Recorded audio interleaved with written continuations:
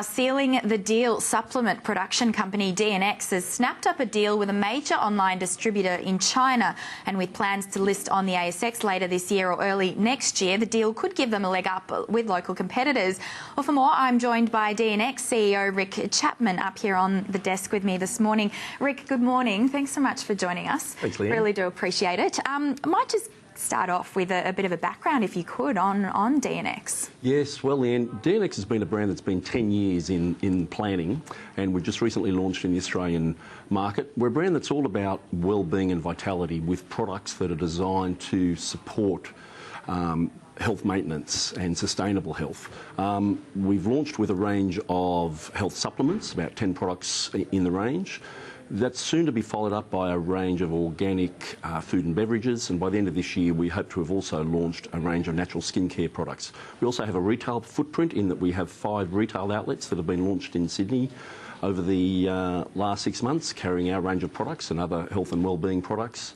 And we plan to expand our retail footprint to about 15 outlets around the major capital cities over the next 12 months. Okay, so is Australia your main market, or do you operate, is your brand global as well? Well, we've launched initially in Australia because we're an Australian owned brand with Australian manufacturing, but we certainly have plans to launch internationally because we think we've got a brand and a proposition that will appeal to consumers in many markets around the world. Okay, I'll get to that agreement that you've signed with China in just a moment, but just on your manufacturing, because I know that you have chosen to manufacture your products here in Australia. Why was that decision? I think there's several reasons for that, Leanne. Firstly, well, we are Australian owned. We're an Australian privately owned organisation, so this is where we've been born and bred. But secondly, in the product categories that we're operating in, Australia has a fantastic reputation for producing the highest quality products in the world in this area of wellness and wellbeing and pharmaceutical products. And so we've been able to partner with local manufacturers here who are able to produce the highest quality products, which is of really high importance to us with our plans for both launching in Australia as well as expanding overseas. Okay, let's get on to this distribution deal, because you've signed it with a major distribution, distributor, I should say, in China there. How significant is that? Yeah, it's very important for us to be able to get a foothold into the China market. Our partner, Nuago, is probably one of China's fastest growing and most successful e-commerce partners and businesses, and they also have a very strong network throughout the retail sector in China.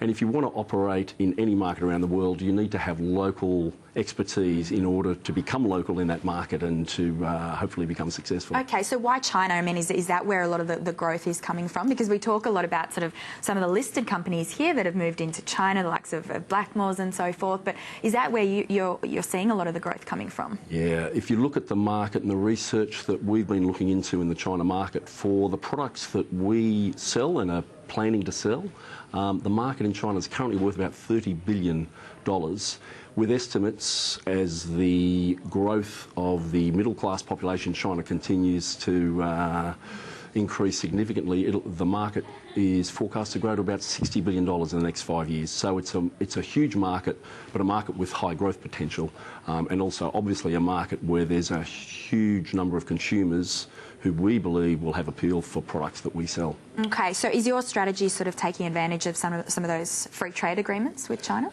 It's an interesting one, Leanne.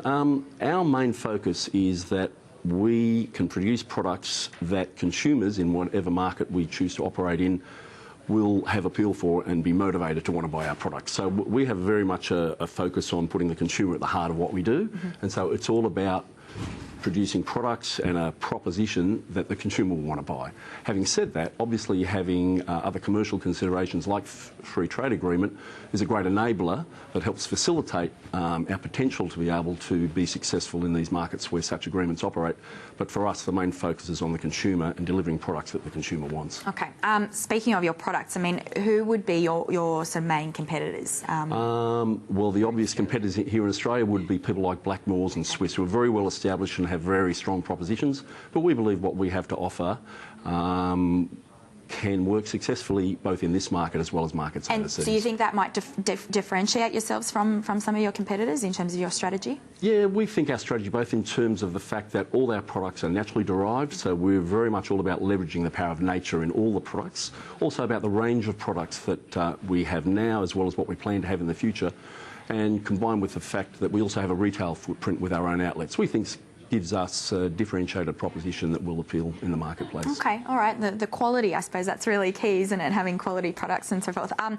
In terms of, we mentioned it very briefly in the introduction, planning on listing. At the moment, you're a private company. Is that something that you're aiming towards, potentially listing on the ASX sometime this year? Well, Leanne, we are the new kid on the block, and Sure. so we need to earn our stripes in the marketplace. But certainly we do have ambitions to want to eventually be listed on the stock exchange in Australia.